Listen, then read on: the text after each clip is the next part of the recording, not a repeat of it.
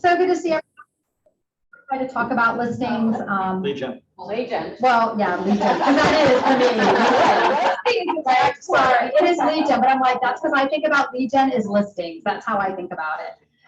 Is the more listings I can get. So I started out a single agent about 8 years ago. Took me about a year to really get some good business going because everyone kept telling me what to do, and I'm like a little thick and didn't want to. I'm like, I'm going to do it my way. Doesn't sound anything like me. But anyway, so I'm going to share you guys like some of how I got to my first pieces of business, like how I think about it now, how I get business now, try to give you guys some good tips on that. So I have a team now. We did, I think we sold like 78 houses last year. I should know the exact number. So we're kind of like a mid-sized team.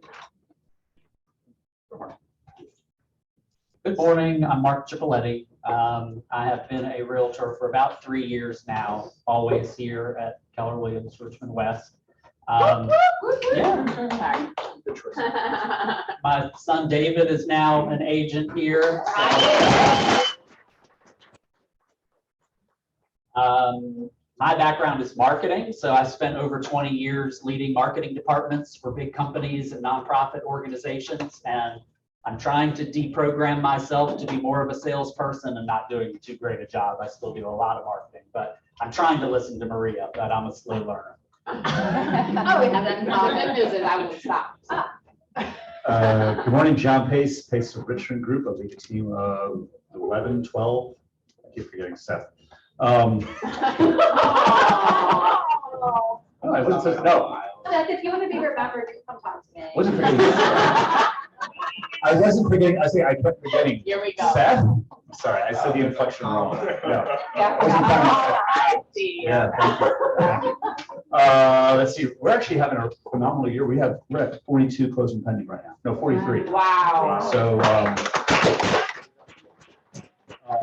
so yeah, excited to talk about lead gen, not listings, lead gen. Our sponsors. Yes. Quickly before we start with questions.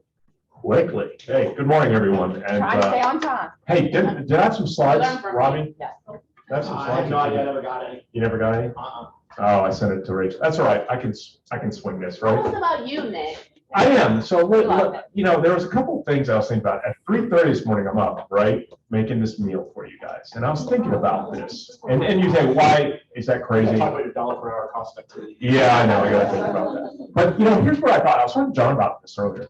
And my opening slide was a quote from the co-founder of the Ritz-Carlton.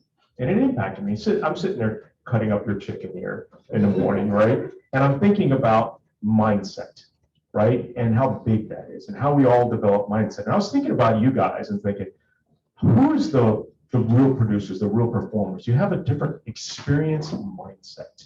And it develops over time. Mark, you came in a couple of years ago, 2-3 years ago. I came in recently, within the last 2 years. I spent 30 years selling surgeons, eye surgeons. Those guys are very discerning, isn't a nice way of putting it, but they're all demigods, right? And I did really well in that space, actually. Won every trip you can imagine all over the world. And why did I win? Because I did understand this thing called experience, right? Mindset. And I was thinking about that this morning. So why do I do this for you guys? I want you to know who I am through this. That if I'm going to do this much effort to create a great experience for your lunch, it's the way I want to handle you and your clients. It's the same mindset, right? And that's why I think when you look at someone, you go, okay, I want to work with him or her or whoever it is.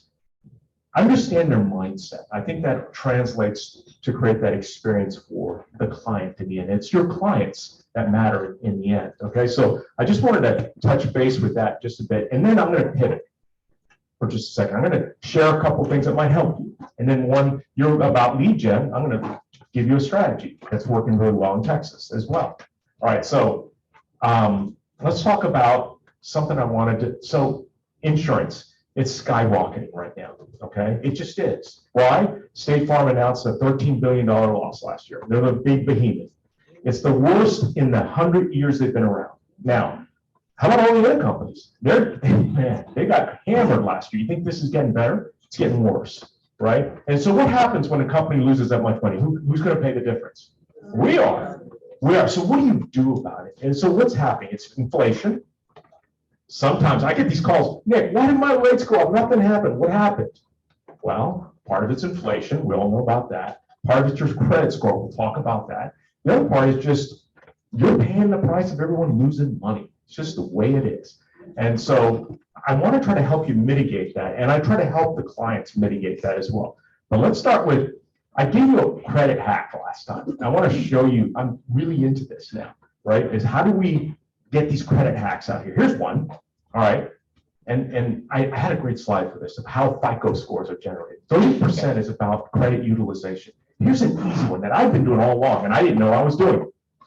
It's about, if you're under 30% credit utilization, your FICO score goes up, okay? So how do you do, here's the greatest stupid hack in the world that I was doing all along.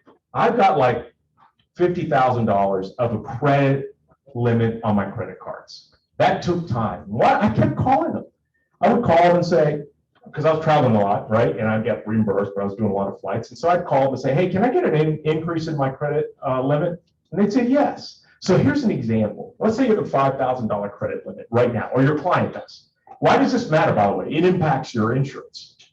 Your credit, each one of us have a credit score and it's tied to our credit, right? So how do you improve that for your clients? Because a lot of crappy, there's just things happen. Doesn't matter how wealthy you are or not wealthy, okay? You have bad credit out there everywhere. So what do? You call your credit card company. Let's say you got $2,000 you owe on a $5,000 credit card. That's a 40% credit utilization. You call and you go, can we increase that to 7,000? A lot of times they'll just do it because they want you to charge more. What happens to your credit utilization? You didn't pay it all. It just dropped to 28%, under 30%. It's the greatest credit hack. If you want your FICO score, and FICO is generated by algorithms, and I'm learning a lot more about these algorithms. So I've got like 6 credit hacks that I'm sharing with different people. This is the second one. It's so easy. Pick up the phone, increase your credit limit, and all of a sudden, your FICO score changes. Like, what happened there? You just increased credit utilization. Credit limits, so you have less credit utilization. Make sense? Yeah. All right. What? This is it's a great hack. I got 5 others, okay, for sure. And they're great. All right. Last thing, what they're doing in Texas that works really well, and I'll swing it over. This has to do with lead generation. All right. What did I just say? Prices are going up on insurance across the board, everywhere. So here's what they're doing in Texas, which Maria alluded to back in the 08, 09 timeframe when you guys were in that game at that time, right? So what are they doing down there? The agents, the Goosehead agents they're teaming up with realtors and loan officers, and they're calling their database and bringing a value add, which is, look, I'm talking to a lot of people these days. 8 out of 10 of them need to make a change in their insurance. So you can do it or we can do it. I can call up and say, hey, listen, John just told me about you, et cetera, and maybe you team me up, whatever. And so they're doing it down there. And I'm just saying, look, it's time to look at your insurance right now. When's the last time an agent talked to you and went over it with you? And you evaluate it. And then I pivot and say, do you know anyone? Hey, by the way, John is great. You know anyone that's selling or buying? Are you considering? I'm now a telemarketer for you for free. Okay, why does that matter? Because I'm looking for the insurance business, but I also want to tee up you guys too. So I'm always going to hype you guys. That's just the way it is. It's generating a lot of new business down there for the realtors when these agents are out there doing this. It's really interesting. So there it is. Mindset, credit hack, lead gen. And I'll swing it over to you. All right. Thanks very much, guys. John, can y'all hear me? Thanks for coming today, guys. This is going to be great. I am Beth McCombs. I am a co-chair with Tara Kelly for Career Development Committee, and this is our first quarterly panel. So we have our lovely panelists today. We're so thankful for them to pour into us with lead gen tips. Our second quarterly panel is going to be on listings, and our third quarterly panel is going to be on leverage. So just make sure we will have those upcoming announcements. It will be on a Thursday, so just look for those as the year goes along. So without further ado, we are going to start on our questions. And who wants to go first with the first one? John? All right. So John, when you first started out, what did you do to generate leads? What do you think I did? No, I didn't want to call people. You don't like I calling tried to people, make fun right? of. No, I didn't call anyone. I didn't call anyone for the first 3 years. Scared the crap out of me. I created my own farm, but it wasn't a location farm. So I think some of you heard this story before. I used to be big into triathlons, and I coached college and age group swimming. And most triathletes are the worst swimmers on the planet. They know how to run, they know how to bike, they sink like bricks to the bottom. So I offered, hey, how about if I coach a practice for an hour and a half every Sunday morning, once a month, Sunday mornings, you give me access to the database. 750 people. I built my business around the triathlon community. So I found a hyper-local group that I was able to volunteer with and show up at races. I sponsored the races. I sponsored that. I sponsored the banquets. Anytime I could show up to be in front, I gave my time. And in return, I got business that way. That's great. I like that. That's great. Awesome. So mine came a couple different ways. Like I did try calling some friends and family, but I will say I honestly felt kind of defeated in my group of friends at the time. A lot of them had agents or knew an agent, right? So that was kind of one of the first things that I found out. I was kind of like, so do you guys ever feel defeated with that? Like you're not the only ones, right? Like, what I found was the next level. So not just my closest sphere of friends, but it was that next level of friends that like I kind of knew but didn't know. Like they knew my name, I knew their name. That's where I had a lot of luck was with that group. That's where my first listing came from. Like a woman that I knew in my neighborhood, but I didn't know her really well. I knew her through friends. She sent me a coworker that wanted to sell their home. I door knocked near my house. So I wanted to have signs in the ground because my friends saw everyone else. There's a couple of realtors that sit right where I live and they're really big there, right? So everyone knew their names and I wanted my sign in the ground where they saw me because if people see it, right, then they know you're selling real estate. So I door knocked a couple of expired listings and just one little couple, I knocked on the door and all I said, you guys, was, hi, I'm Kim Sebrell with Keller Williams. I'm so surprised your house didn't sell. And then they were like, us too. Right? And they were this cute little couple and they had like 4 people that had, called them to interview. And they're like, well, we're in the process of interviewing. I said, well, would you interview me too? Can I come back tomorrow? Right? So I got some information from them and I went back the next day and interviewed with them and they hired me. Let's see, I had an old high school friend of mine who lived in Richmond, hadn't talked to her in years. That was my very first sale. I helped her buy an investment property. And then I also had a business I'd done before. I'd been in direct sales. And so I really I talked to that group too. I eventually got in deals. I didn't get deals from the first year, but I have moving forward.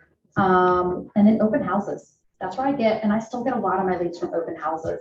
I just learned how to talk to people there. I figured out what worked. I figured out what made people roll their eyes and turn away from me, what made them keep wanting to talk to me, what made it easier to follow up with them. Like if I had a success, I really diagnosed it and I was like, what did I say? What did I do? Like, how did that work? How can I do that again? My biggest tip for open houses, and I see this over and over, is that you guys introduce yourself. Like when someone walks in the door, the first thing I say is, hi, I'm Kim Sebrell. Nice to meet you. And they immediately tell me who they are. And I'm going to tell you, do you guys do that? Because most agents don't introduce themselves. They're like, oh, welcome, come on in, sign in. You never literally say your name. So that's like one little tip. You're raising your hand? Can I throw something? Sure. Compliment them too. Because there's people that are like, oh, I don't want to make eye contact. And I'm like, what have you been doing today? I like that dress. It's like everyone can say hi and you can put your hand out and you can shake hands and everybody will shake their hands and then they'll be like, oh, this is my husband, Mark. And you're like, oh, nice to meet you guys. Right. So then you're all of a sudden a person. Yeah. And where your name Listen, if I say to the guy's wife, I like your dress, I'm getting punched. But y'all wear your name tag because it's a visual reminder too, because they may not remember you are the listing agent. You may not even be doing the open house at your own listing. I mean, it could be somebody else's listing. Yeah. So wear your name tag and it's a good visual reminder to them. They see it when they get in, they see it when they leave. Yeah, so I will say I read the MREA in like 2 days when I became an agent. Like I just devoured it and I was like, okay, I need listings. So that's why I said we'd set down. Like I think about lead gen as like how to find listings. So I had one listing one summer that I ended up doing like 8 deals off of that summer. And they were all like 500 plus, like 4 years ago, which was, that seems like any house now, but back then that wasn't any home. And that propelled me. I still have deals now coming from those deals. And that was a house that sat on the market. I did an open house every weekend for like 2 months. So you showed up. I showed up. Oh my gosh, one of my best strings of business came from an open house I did for John.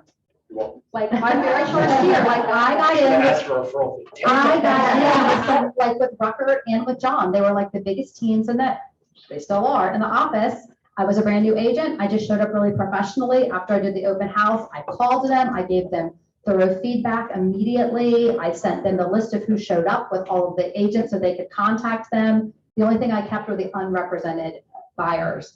But I made sure to like just do a really bang up job and give them good feedback so they could look good to their seller. And so they were more willing to let me have them. But I got one deal off of that, which has fed like, I think since like probably 10 plus deals in my business, just from that one open house. Yeah, I would second that. I definitely did a bunch of open houses for larger agents in the office when I started. And when you go all out, they'll want you to do it again, and you'll get something out of it. So I would definitely encourage that. The big thing for me has been Facebook. So for my first 3 years in business, 42% of my business has come from Facebook. Wow. And so a lot of that has been old acquaintances who are in my sphere, who I've been kind of not sure if I could comfortably call them, but they see all my posts on social media all the time. And so when they may live out of town, but they have an older parent who lives in Richmond, and they'll call me up and they'll say, oh, I need your help. My parents need to sell their house. And they're still in the area that I live in that I know really well. And so, I'm a good person for them that they can trust. Mark, were you being proactive on Facebook, or just more you make a post if people were responding, or it was a time on task over time approach? In other words, you weren't messaging everyone individually, or were you? So one of the tips that I learned in this room, and I'm not sure where it came from, it's like 10-5. Does anybody remember what is that? What are the numbers? It's social media. You should like 10 social media posts a day, comment on 5, and then there's a 1 that you should send a direct message to 1, 10, 5, 1. Right. So I definitely was doing that, but I was also just posting. And so if I had any of these open house opportunities, or if I was showing a house, I would take the opportunity to somehow make that into a post. Because I wasn't hardly doing any business yet. So I had to really get creative with what I was posting about. And maybe I would post, an article about real estate that I found, or something about home ownership, just any excuse to post about real estate so that people would see me as a realtor. As I said, I spent over 20 years in marketing. So everyone who knows me as somebody who's been a marketing professional, not a realtor. So this was a way for me to pivot and advertise that in a big way that was also, basically free. Hey, Mark, Yeah. do you have a business and a personal page, or do you put everything on your personal page? I have both, and I definitely put everything on the business page, but probably 80% of the stuff I also then share on my personal page. Okay. And I've expanded upon it. So I've created a content calendar for 6 months that I'm following. So I kind of have an idea of what I'm going to post. I've expanded to Instagram and to LinkedIn. So just trying to, it's amazing how different platforms perform differently and attract different people. So I really, you got to kind of do a few of them at least, 2 of them maybe at least. Right. So that's definitely been huge. And then similar to John's triathlon folks, I've been a member of my church for 25 years. And so one of the things I definitely did there was started sending birthday cards to everybody on their birthday. Oh, that's And, a good idea. I go to the dollar store and I get 2 cards for $1. And then of course the stamp cost. So it's fairly inexpensive. And I can't tell you, every Sunday I go to church and somebody comes up to me and says, oh, thanks for the birthday card. And, we have a little conversation and they just kind of feel good about it. And, it's just a nice thing to do anyway. But the only thing that says to them that I'm a Realtor is the return address as Mark Cipolletti Realtor and my logo, but I don't put a card in there. I don't say anything about, refer somebody to me. It's just a birthday card. So it's just another little way to stay in front of people. That's a great idea. Ooh, I was gonna add about Facebook, maybe think. So on Facebook, that is how I've gotten a lot of my leads as well, and it's direct messaging them. So people that I don't have in my database, like maybe an old friend, I don't have any of their contact information, or what I have is no good. So I have this, like, I took this is directly from Bold, so they're Ford sandwich, right? So I just created a message, it sounded like a Ford sandwich, right? So I like asked them a quick question. Hey, it's been so long since I've seen you. How are you? Like, are you even still living in Richmond? Like, whatever question I have, are you still working at such and such a place? It's just a question that I know might be related to them. Like, hey, here's what I'm doing. I'm a realtor now. I'm super excited. Like, I'll say a little bit of something about me, and then would love to catch up and would love to put you in my database. Like, if you're interested, let me, if it's okay, let me know. So when they say yes back, then I'm like, okay, great. Now send me your name, or send me your email, your address, your phone number. I don't ask for that information in the first message. But I'm surprised, like, I would say if I sent like 20 of those out, like one person would be like, I think I got a house to sell, maybe. Like, it's surprisingly effective to get people in your database. It's a great idea. Super easy. Was that Facebook Messenger? You sent that Mhm. Yeah. That's because a lot of again, you guys have to take these ideas and apply them to your friends. If your friends are on Instagram or somewhere else, like, you have to go where they are. A lot of my clients are like my age or older, so they're almost all on Facebook. Yeah, me too. Yeah, and same thing with these guys, the advice they just gave, the groups that they're in, like, you're probably not in a triathlon group. You may not, maybe you don't have a church you attend, but like, what do you do? Like, how could you take that and look at your groups? Exactly. All right, why don't you keep it, and you can start on the next one. Okay, I'm gonna combine the second and third questions here, because I think that they'll go hand in hand. What does a typical lead gen block of time look like for you now? And what tools do you use to lead gen? Yeah, so for me, as far as like blocks of time, so I'm not a like, let's do this every morning at 9 a.m. kind of girl. That's just not me. So, but I do block off several hours every day, but it's just going to move from day to day and from week to week. That works better for me. Schedule. So I do better though when I have like a full day. I find I do better if I sit down and do like 8 hours of lead gen in a day. Like, I like that better. I have no distractions, and that's what I typically do is block off. We do DTD2 on our team. I love the command with follow-up tasks. We are just starting to use command, so we don't have a lot of things like automated things built in yet. We're just starting to, but so when we do talk to people, we are putting like follow-up tasks. So I have to remember when I need to contact somebody. I started sending out CMAs again, which I think is a great tool. I'm sending them out randomly to people. So I send them out a CMA and a net sheet, like, oh my gosh, look how much, look at the value of your home. And I mean, I'm strategic about who I'm sending them to. And if anyone wants to know how I'm doing that, I'm happy to share more. We've started going through like old lists of like old open house leads. So we kind of break it up. Like, I would say when I do lead gen, I'm going to contact my opportunities one day. I'm going to contact DTD probably at another, or at least I'm going to time block it separately. So like all my DTD2 calls go at the same time. So like I get into a script, then all of my opportunities are going to be different, right? Because those are different levels of opportunities wherever they are. I'm going to call the listing ones all the same day. I'm going to call the buyer ones all the same day, just so I can get into the pattern of what I'm saying to people. So I'm saying the same thing over and over, not like, oh, let me call a listing lead now let me call a buyer lead. Oh, let me call one of my DTD2 and see how they're doing. Like, I like block them all separately. And really, as far as tools, I don't know about you guys, but when lead gen right now, I'm finding I'm having to use my creativity and my brain way more than anything else. Like, every person, I'm having to really listen to what their obstacle is, and I'm having to be real creative in how I come up and overcoming that obstacle to get them to move forward. But we use postcards, newsletters, social media, we do some ads, all those regular tools. Yeah. But my brain is the best tool I'm using right now.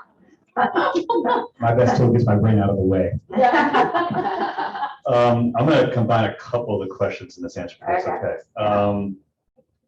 So lead gen now, I'm going to be a little hyper explicit. So Monday, Tuesday, Thursdays for me is 9 to 11. Actually, Thursday is 9 to 10 now, but Monday, Tuesday is 9 to 11. And that's either phone, text, video text. I might do a bulk group text to everybody. It happens once a quarter, DTD do plan, we do that. Wednesdays for me, I'm a realtor in a BNI group. That's 20, 25 people every Wednesday, almost the same group of people. That brings about $100,000 to my company every year for one group of people. Wow. So that's Wednesday morning from 7:30 to 9. And then Wednesday after that, when I get back, I call my pre-listings. And on Fridays, I call my clients that are under contract. And for me, that's lead gen because I'm creating experience for them of getting them on the market and then experience when they're under contract to close so that they refer me before we close on the property. So I'm looking for current client referrals for those. Monday, Tuesday, Thursday, and Wednesday morning are looking for new, fresh business from DTD2 and those kind of things. Keep playing around with, I'll call usually once, I used to call every quarter. Now I'm probably calling my people once a quarter and then doing text, video text, trying to mix it up to get in front of them differently and then finding out how they respond. And whatever one they start responding to, that's the one I'm going to start the next year doing more of with them. I'm not going to do it all the time, but I do mix it up with that. On top of that, let's see, hold on. What other tools do you use? Market reports. Obviously, Command has their, whatever they call their market reports. We use Brivity for that. Newsletters. We automate tons of marketing or tons of stuff we do. So between the market reports, newsletters, client events, and those kind of things. I will say the number one thing I want you guys to focus on is this: whatever you're going to do, be consistent with it. I've been calling almost 18 years now. Actually, skip the first 2 years, so 16 years. And just consistency, time on task. I don't care if you do 30 minutes 5 times a week, just do 30 minutes and do it for the next 15 years. It'll blow your business up. Yeah, that's everything. Can I ask you 2 questions about 2 Yes. things you mentioned? So Yes. how did you get over the hump to start calling? Okay, so I hired a coach. Great question. And my coach is like, I want you calling 2 people a day. That scared the living out of me. He's like, they're not gonna want to hear from me. I'm wasting their time. I'm bothering them. And he forced me. So I said, okay, I'll call 1. So I started calling 1. And guys, Going to get a job, To- calling one person. my, No, yeah. I get My it. wife was holding me accountable and I was gonna have to go back to my old job at SunTrust. And I was like, I'm not going back to that hellhole. That's 20, like, that's just, It that's is. 20 people a month. Like, Yes. is that more people than you guys are, some of you guys are calling a month? 100%. Yeah. So like, It got to the point where I was calling 45 people. No, I was dialing 80 people on my database a day, talking to 40 a day. And it was comfortable. You know, every day of those calls, I would have to psych myself up, pick the easiest person on the list, get that call out of the way, and then roll through it. And to this day, I still have to psych myself up for that first call. I'm not a high social person. It's not my natural thing to reach out and say, I missed you, let's catch up. I don't think that way. It's not my thing. I'm not Melissa A-Flank. I want to chime that, but when John Hayes is in the zone, he is in the zone. I used to walk by his window and do the elevator escalator down. Never acknowledge me. The phone could go off if he doesn't know. if you don't want to make as many calls, like get more effective at what the Yeah. conversations you're having, so you have to make as many calls. Like if you generate the leads you need, you don't have to make. Were you using a dialer? Yes, Suburbia has a dialer. I load it loads automatically and I hit go. The problem was this is a different phone number. So we had Right. to train our people that, no, this is not a spam phone call. Right. So I started creating texts that went out to everybody first saying, this is John, not a spam, calling from my work number. Please put this in your phone. So when I started using the dollars, I've used Trello or whatever, not Trello, whatever that. Twilio. I would create some marketing pieces that go out first, whether it's an email, text, or combination. Train your people to put this number in as your work number. And then that way it'll come up as you. Yeah. So train them. Otherwise, I had a lot of missed calls originally. Best tip from convention was if you're calling a number that's new, you've never talked to the person, text them first. So when you do call them, it comes up as maybe this person. That's a great That's idea. how you treat on the phones now. Yeah, which is great. I don't know if Android is, I know. Well, I mean, Android users. We can't help you out at all. What's your second question?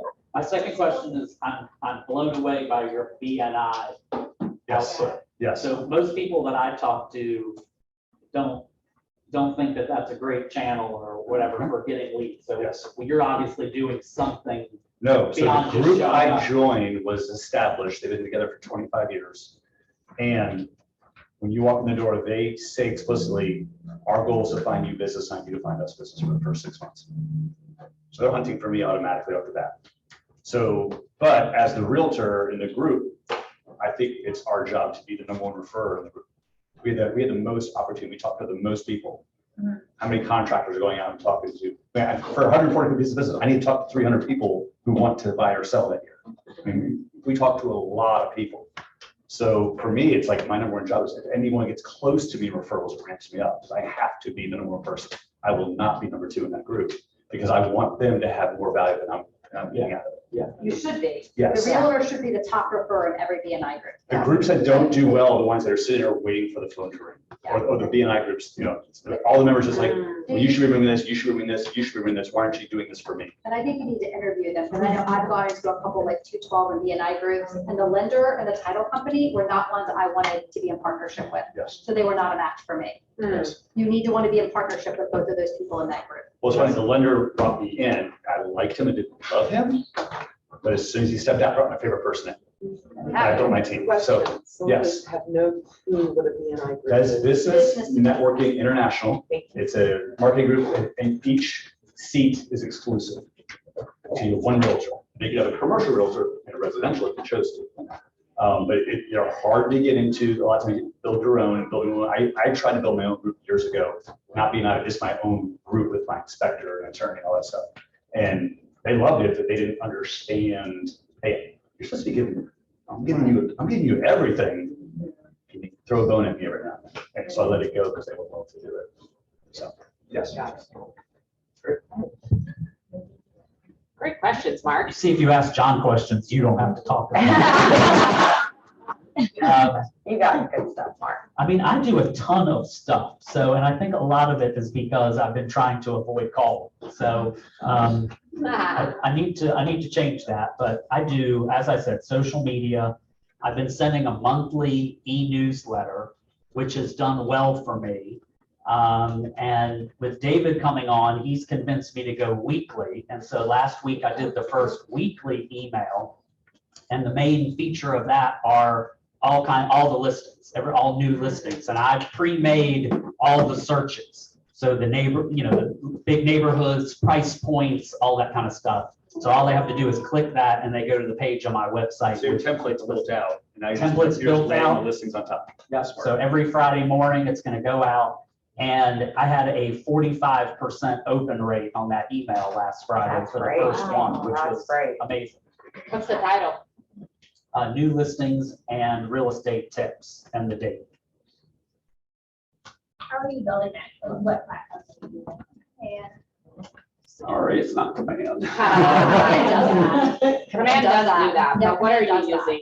I have been using Real Geeks as my CRM website marketing platform, but for the emails, I connect it automatically with MailChimp.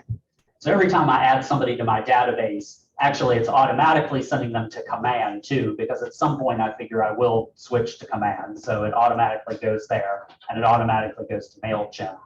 And I make sure I tag different ways. So if I need to exclude people or just send a certain, tags, I can do that. Can I add a tip to that? Yes, please. Whenever you send a newsletter out, don't send it through your database, through your CRM. So you unsubscribe, they're unsubscribed forever in your Everything. database. So use Yeah. a third party like MailChimp, Constant Contact to send your newsletters. So that way you. But if can they're still send stuff. okay, let me challenge that.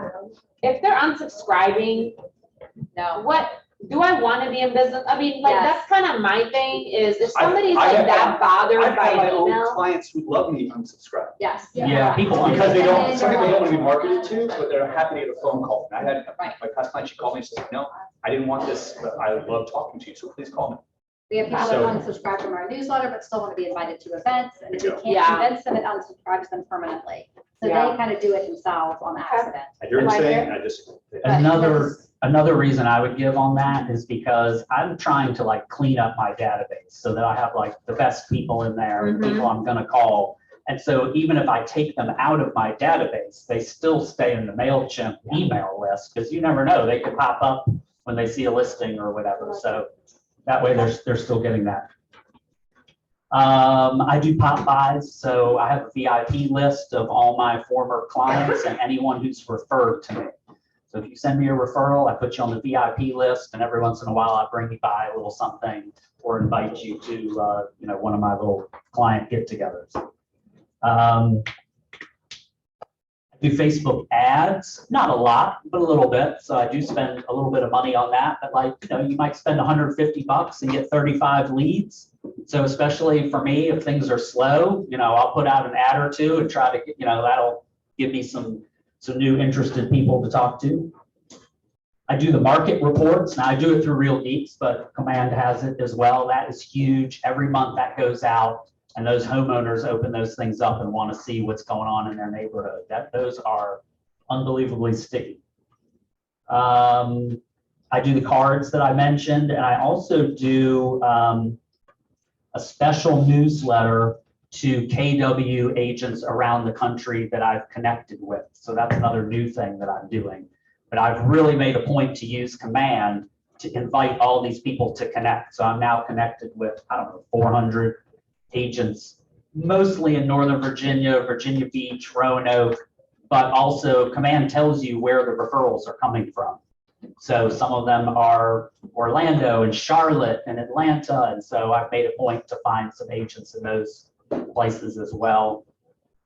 I also connect with those people on social media and follow them on social media, and then they follow me on social media.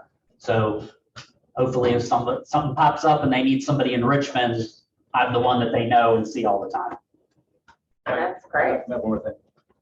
If you're not on market reports through Command, build it today.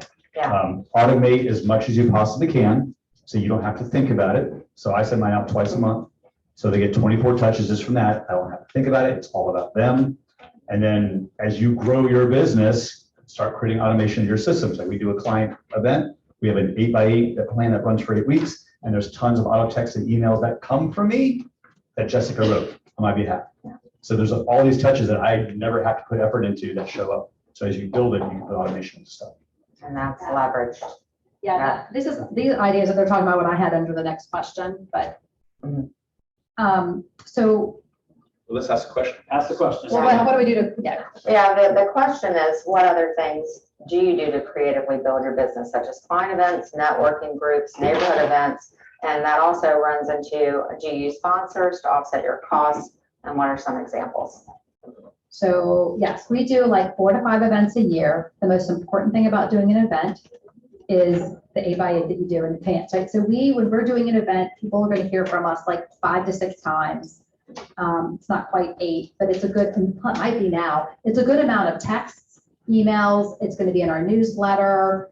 We used to do a mailing. We're not doing a mailing this year. We used to mail to all of our clients. We pulled back on that, but they get an e-bite.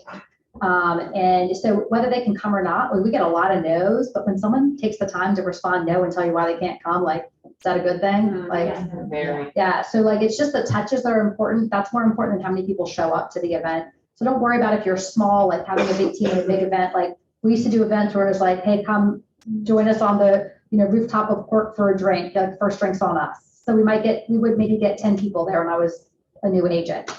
Whatever, those was 10 people that I had really great conversations with, right? The 10 people, at least one of them are going to know someone who wants to buy or sell real estate right now.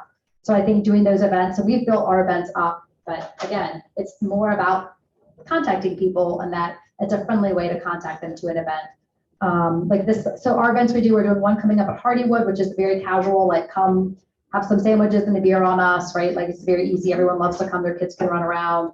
We're doing 3 ice cream socials. We have different ice cream, 3 different locations. We have one like New Kent, one West End, and one South Side based on where our agents live.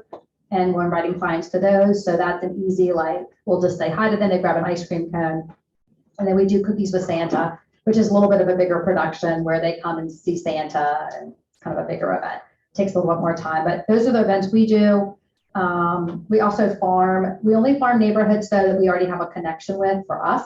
Like that just works better, so that we do a postcard. Like we have one running right now that we're doing really intensively. I picked my neighborhood because my neighborhood has like a lot of original owners in it. So, right, I know it's going to turn over. Like I know it's going to turn over. Like there's going to be sales this summer. So we're doing like intensive one, I have a postcard every week. I'm also on the HOA board, so right, they're seeing my name there. I'm doing the newsletter for that neighborhood, so I take like a fourth of the newsletter to talk about real estate and putting my picture on there because I'm printing it for them. We're doing an ice cream social there, so the ice cream socials are really cheap. We do Kona Ice, it's about $200, and that usually is enough for the whole neighborhood to get a Kona Ice. They love that. I think, am I missing something on the farming? That's one of the farming, so that's one of the neighborhoods. But again, a lot of this is automated, right? So the postcards we send out, we have 4 postcards we repeat twice, and they almost look identical. So don't get fancy. I think you want recognition. You want them to see the same thing over and over again. So they're like, oh, we recognize this person. We know this look. How do you offset your costs on any of these? On those, for that farming and the For your postcards, this is a neighborhood of like 205. What do the postcards cost, Tara? Every time we send them out? 124. 124.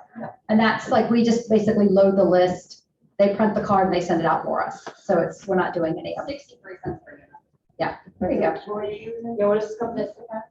Yeah. Vistaprint, very fancy one. If it works, it works. That's right. Right? Yeah, so that's one we use.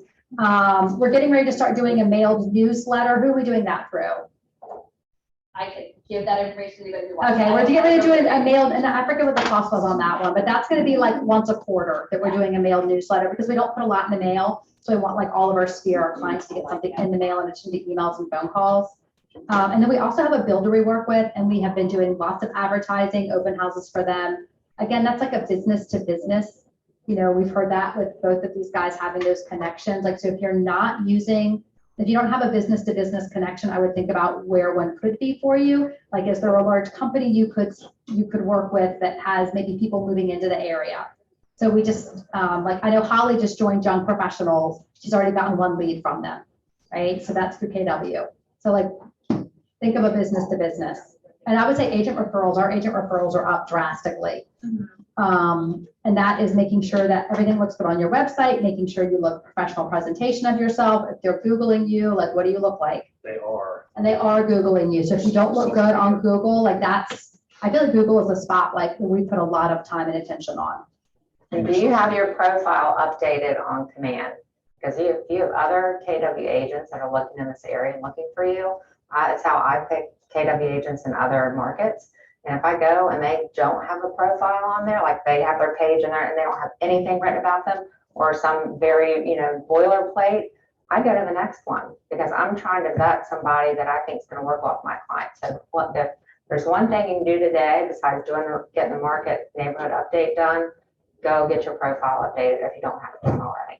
Yeah, and I think have it reflect who you are too. I think sometimes we want to make it sound like we can work with everyone, but if you really have there's a kind of client, like I know my clients, I like to work with empty nesters or almost empty nesters.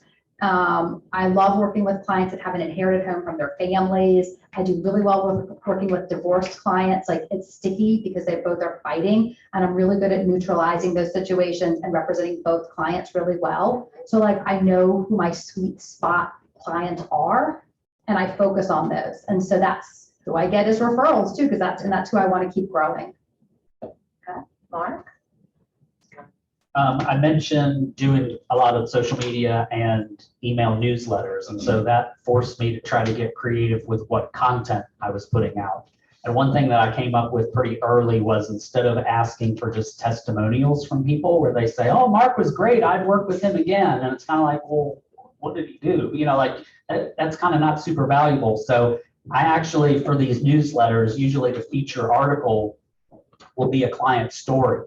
And so when I finish up with a client, I ask them for a testimonial, but I also ask them if they'll do a quick interview with a writer for a client story. And so I get basically like a little 1-page client story written up, and it has all their quotes in there about me and about their transaction. And it's just much more interesting to read and to understand, like, oh, the current one that's about to go out, that we lost 4 houses before we got the 5th one. And so they tell the whole story about that. And I hear about those stories all the time. Again, people at church or just when I interact with people, it's like, oh, I read your client's story. That was so interesting, So those are very sticky and popular. And they cost me $150. So I do spend a couple bucks on that. But I know people are reading them and talking to me about it. Another creative thing is I have found that talking about sweet spots, a lot of my business has, again, I mentioned like old high school friends who have older parents. So I've done a lot with older people who are downsizing, and they may or may not be going to senior living, but they're definitely leaving a bigger house and going to something smaller. And so I am starting to be more intentional about going after downsizers. And I put a whole program together. So I'm partnered with a senior moving specialist who does all the downsizing work. You guys have probably heard of Curbio, which is a home renovation company, and I'll offer their service, and they allow people to get the work done and pay at closing, which, you know, honestly, I don't even really care if people do it or not, but it's a nice offer, especially to the seniors, because they're trying to conserve the cash, because a lot of them are going to senior living, which is very expensive. And so I packaged that all together, and I'm going out one by one, visiting all the senior living facilities and making contacts with the directors of sales. I've joined the Richmond Senior Network, and I go to their monthly networking events. So I'm really trying to make a play for, you know, the downsizer market. Okay, we have time for one more comment. So John, you want to finish it up? Sure. We used to do 2 client events. Now we're doing 5. Mainly because I like reverse Popeyes. Like when I show up, everyone comes to see me versus me having to go to see them. So we do 2 big database ones. We invite 3,000 people to the 2 big events. We usually have around 300 to 350 that show up for those. And then we do 2 or 3 VIP events where just the VIPs are invited. So we might have the entire team invite 150 people and 50 to 75 show up. Those are like cupcakes, ice cream. We did a Christmas thing here in the office. We had vendors come. We actually invited vendors that are in our database to come and sell their wares. So you can come shop for your friends and family at our event, which was great. Let's see. That's as creative as we get. To answer the second question, we do ask our sponsors to offset costs. Jessica just built a tier program for us. We used to charge $495 for an event to be sponsor of our event. We're now going to, we have a top tier sponsor is $2,000 for all 5 events, and then we drop it down for less exposure. But the goal is to get our events covered, and our events are expensive. The fall one, it's $10,000. Spring one's probably 6 or 7, and then the small events are probably 150 each, so really affordable. So don't have to start there, guys. My first event I ever did, I had 6 people show up. It was humbling, to say the least, of having 6 people. And over time, people will start to come, and now we're getting 300 to 350 for every event. So just start doing them. They're great. Find the most affordable thing you can do. Rent an ice cream truck, rent a Kona Cup truck, whatever it is. Use neighborhood events and just invite your people to them. Use things that are going on in the city or whatever, or a music venue that's free. Everyone show up. First round's on me, whatever you want to do. But you can find really affordable ways people come to see you. I'll say too, we have a tiered sponsorship program. So all of our events are 100% covered by our vendors. But the one thing I will say is that this is not about your sponsors paying you and providing you with free things. Like we truly partner with all of our sponsors. So throughout the year, like we use them heavily. We meet with each one of them. This is really a fun thing. We meet with each one of them for like an hour when we start at the beginning of the year. We find out what their goal is for the year, who their kind of key client is, what can we do, who can we connect them with? So like our sponsors, we've been able to move them forward in tremendous ways with other business. So like partnering them with like our lender, getting him in with a big builder so he can interview as one of their lenders. Like that's a big help, right? So same thing like with our title company. Like, so if you are partnered with people, they're not just paying for your bills, like you need to partner with them. And what can you do for them? Not just sending them real estate business and they're doing a good job. Because the one thing I will find with our sponsors is that a lot of them will say, you know, we just feel like realtors just want us to pay for everything for them. So like change that attitude if you want to get a good sponsorship program. That's great. Can I request? Yeah. Can we go 5 minutes longer and answer the last question? Yeah. Failures are always the best thing to learn Yes, from. I agree with you. All right, last Hear about question. failures. Yeah, what was one of your failures? What did you learn from it? And what did you do to move forward? So this is why I almost quit real estate my first year. It was horrible. So I have some very wealthy friends. And I went and they wanted to sell their home and it wouldn't sell. And I knew why. So I went in as a new agent and I spent like hours figuring out a CMA for their home because at the time it was like $1 million property. 8 years ago, that's a pretty decent property in Richmond, right? So I went out and I said, hey, here's the news. Here's what your home is really worth. And here's why it didn't sell. And it was a good friend of theirs that had tried to sell it before and it was a really bad listing. The pictures looked bad. The listing was all wrong. There was just so much they did wrong with it. And I kind of went through and was really meticulous, gave them all that information. At the same time, she wanted to look for a house. I said, okay, I identified like 8 homes, very particular kind of home they were looking for. Again, they were looking for something around like 1.5. I was a brand new agent. I mean, that made me nervous. Would that make you guys nervous? Right? You're starting off in that kind of price point. You're like, oh my gosh, right? So I found them the perfect home. She wasn't that interested, whatever. After I did the listing presentation, like this is really informative. She calls me like a month later and I kept up with her. She calls me a month later. Someone knocked on our door and offered us the exact amount you told us. So we sold it for sale by owner. And that house you sent us, we went and called the listing agent. She's one of my old sorority sisters and we just bought that house. Wow. I literally took like a month. I felt so sick to get out of my bed. So it taught me like how much information to give away, how I give it, right? That I get more of a commitment from somebody instead of just offering things for free and what my value really was, because it told me I knew what I was doing. Not only did I pick their new home that was perfect for them, I gave them the exact price their home should sell for. And I was a brand new agent. So like that really, but it was hard when that happens. So it's like a sucker, it's like a punch to your gut when that happens. So that was a super close friend, like a tight dinner supper club, like one of my closest friends. Is she still your friend? No, she's not.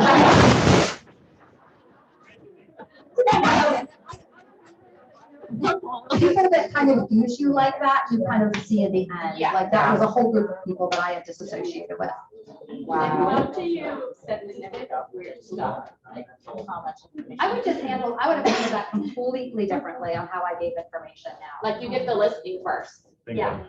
Get the freaking listing signed, then tell I them felt like everything. I kept feeling like I needed to provide just to show my value, and my value was already there. That was me and a confidence in myself, not knowing what my value was.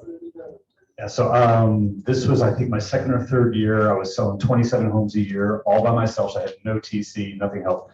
And back then, when you were showing a home, like you had to go through the book map, right? So you're showing 15 homes and you're pulling A2 connects to. And then I bought one of those little things that go in your windshield. And Oh my God. and I put in orders. I would put in backwards order. So there's no economy of scale back then, guys. So it's 20 for me. 27 homes was like that's all I could handle. And I had one client, and we got this great house. We were excited about it. I knew his wife. I used to coach her when she swam in high school, and we got under contract. And I missed the deadline to turn the inspection. And the realtor had a backup buyer, kicked us out. So I lost that $10,000 commission. And I called him. I was heartbroken. I mean, I was mortified. And I said, this is all on me. And if you will keep me, I'll do the next one for free and give you every penny of my commission to buy the next house. So I had to sell 2 houses to get $0. Wow. And he used me. He wasn't happy. They never talked to me again. And that's fine because I did the right thing to fix it. But man, put stop gaps into your plans, whatever it is, reminders. When day 14, if that's your deadline for inspections, on day 12, you send yourself a text and email automatic. Put stop gaps in your system so you don't forget that day forward. Changed how I did my business on systems. That was a really painful experience. That was $20,000 hard work that was out the door. Wow. Yeah, thanks for sharing, guys. Mark? That's fine. I mentioned my marketing background. It's a blessing and it's a curse. So I'm used to having a team of people behind me to do all this cool stuff that I want to do. And every time I look around, there's nobody there. Yeah. So excited. He doesn't seem to be around when I'm trying to do some of this. He's smart. So some of the things that I've tried to do, I've overcomplicated them because I want them to look like I'm used to them looking.